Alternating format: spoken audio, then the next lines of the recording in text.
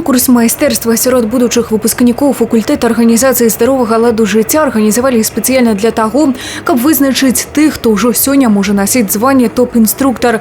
Удзельнічалі студэнты ўсіх курсаў. На нашем факультете этот конкурс проходит впервые. Это конкурс профессионального мастерства, направление специальности оздоровительная физическая культура. Специалисты этого направления специальности сейчас достаточно востребованы. Они работают фитнес-инструкторами. У нас очень много физкультурно-оздоровительных комплексов в Республике Беларусь.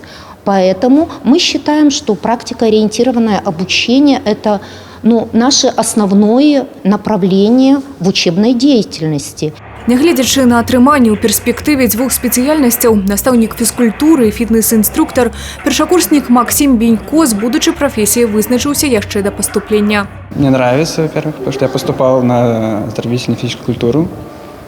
И я решил попробовать свои силы. Практика не помешала бы. Са сваёй праграмай трэніроўкі ён, дарэчы, выступіў першым і адразу паказаў журы, што падрыхтаваўся грунтоўна.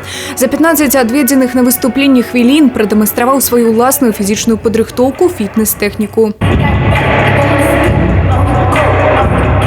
Дарэчы, менавіта за пазітыўны настрой па жыцці і на сцэне Максиму Бенько было прысвоена званне «Чалавек-пазітыў». А вось Марыя Альшанова, якая вучыцца на 3-м курсе факультэта, стала абсалютнай пераможцай конкурсу.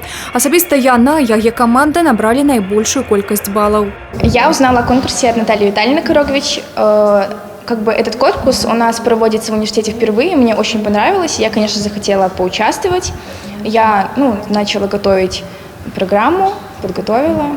Акрамя ўладальнікаў прызавых месцаў, сярод 9 удзельнікаў былі выбраны пераможцы ў намінацыях «Лепшы біцэпс», «Чалавек антыстрэс» і «Супермадэль». Акрамя памятных дыпломаў удзельнікі атрымалі салодкія прызы і сертыфікаты ад партнёраў-спонсараў. Тацяна Будгусаім, Юлія Селюк, Александр Дьяченко, тэлерадыёкампанія «Брэст».